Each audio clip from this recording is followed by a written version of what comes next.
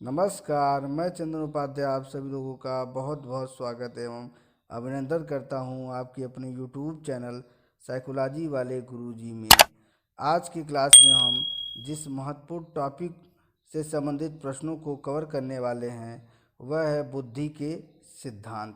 तो आज की क्लास में हमने बुद्धि के सिद्धांत से संबंधित कुछ प्रश्नों को बुद्धि के सिद्धांत से संबंधित कुछ प्रश्नों को हमने लिया है जिसके बारे में आप लोगों के साथ चर्चा किया जाएगा।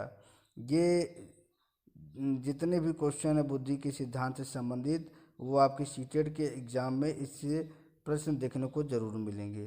तो आइए शुरू करते हैं और एक एक करके प्रश्नों को देखते हैं कि सीटेट के एग्ज़ाम में किस प्रकार से प्रश्न पूछे जाते हैं। सबसे पहला प्रश्न है, family plays role in socialization of the child, यानी कि बच्चे के समाजीकरण में परिवार भूमिका निभाता है। ऑप्शन ए है एक उत्तेजक के रूप में, ऑप्शन बी है एक प्राथमिक के रूप में, ऑप्शन सी है एक माध्यमिक रूप में, या ऑप्शन डी है महत्वपूर्ण नहीं। तो इसका सही आंसर हो जाएगा ऑप्शन नंबर बी, यानी कि बच्चे के समाजीकरण में परिवार क्या करता है, एक प्राथमिक के रूप में महत्वपूर्ण भूमिका निभाता है।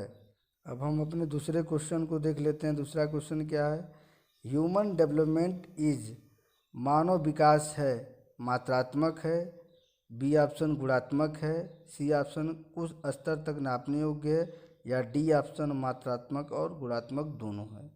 तो मानव विकास क्या है, इसका सही आंसर हो जाएगा ऑप्शन नंबर डी, यानी कि मात्रात्मक और गुणात्मक दोनों है।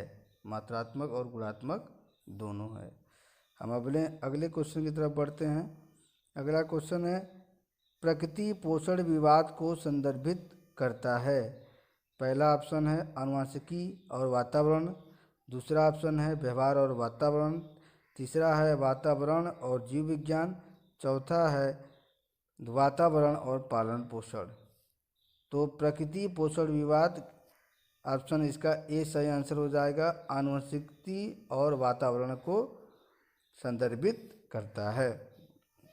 अब हम अपने अगले क्वेश्चन की तरफ बढ़ते हैं। तीसरा क्वेश्चन हमारा है, निम्नलिखित में से कौन सी समाजीकरण की निष्क्रिय संस्था है। ऑप्शन सुनिएगा ध्यान से।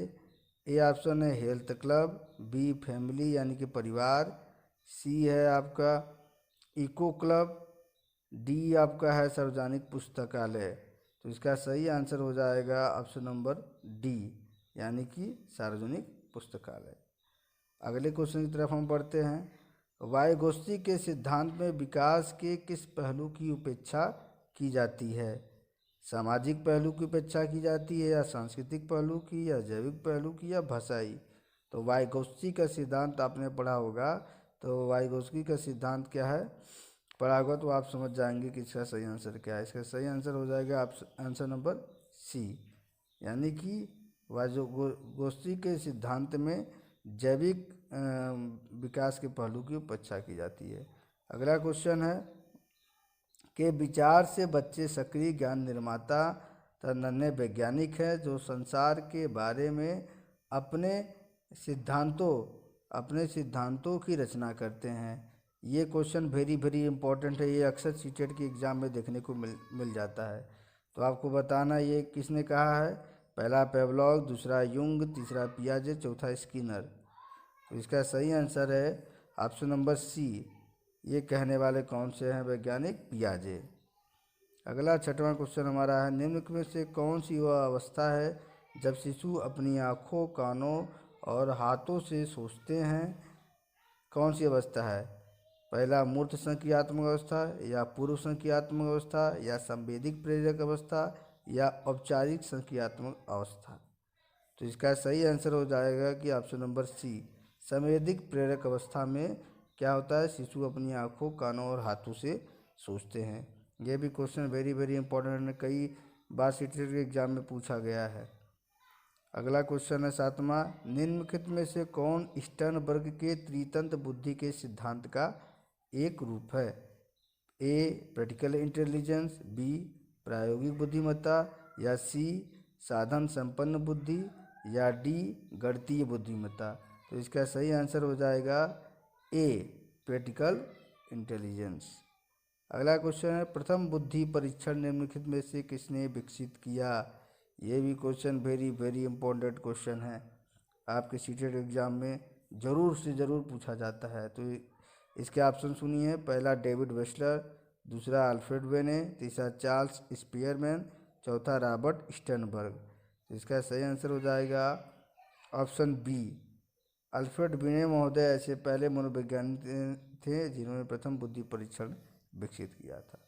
9वां है, ध्वन्यात्मक जागरूकता क्षमता निम्नलिखित में से किसे संदर्भित करती है।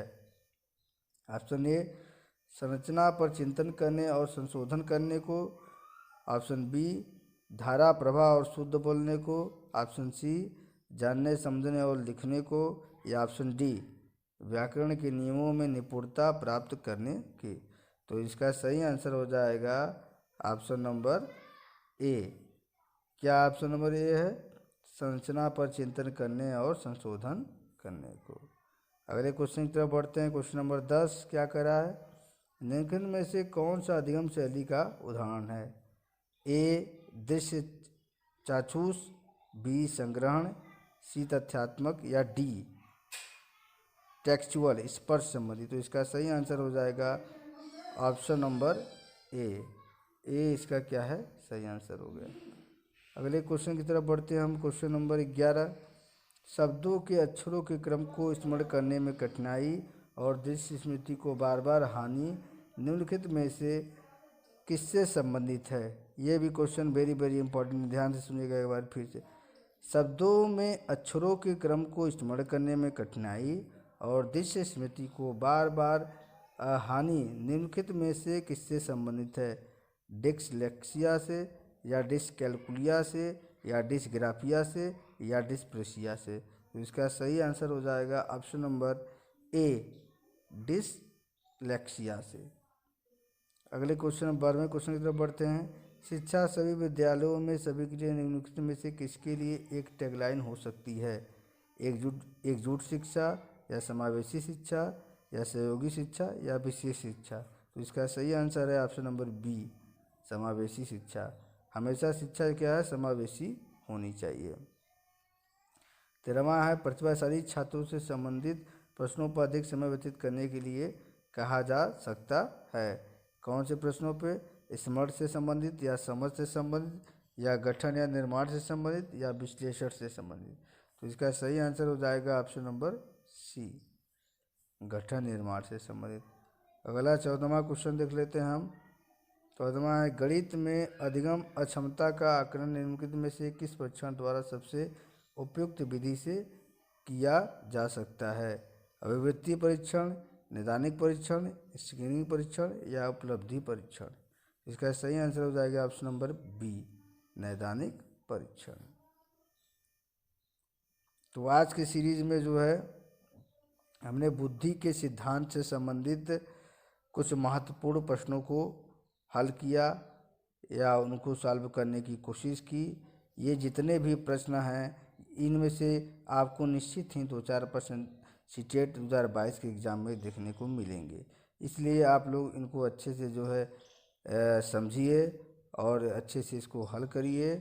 और इसी तरह से सीटेट 2022 में जो एग्ज़ाम होने वाला है उसके सिलेबस के अनुसार उसमें जितने भी टॉपिक हैं उनसे संबंधित महत्वपूर्ण प्रश्न जो आपके सीटेट 2022 के एग्ज़ाम में आ सकते हैं उनका मैं एक एक करके आपको प्रैक्टिस सेट का हल करवाऊंगा। इसलिए आप लोग से निवेदन है कि आप लोग जो है चैनल से जुड़ जाइए, चैनल को सब्सक्राइब करिए, इस वीडियो को ज़्यादा से ज़्यादा शेयर करें और लाइक करें।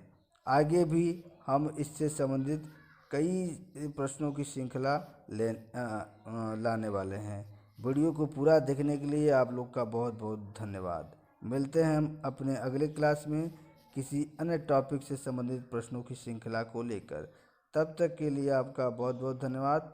आप लोग स्वस्थ रहें और आपका जो लक्ष्य है उसको पाने के लिए प्रयासरत रहें। धन्यवाद।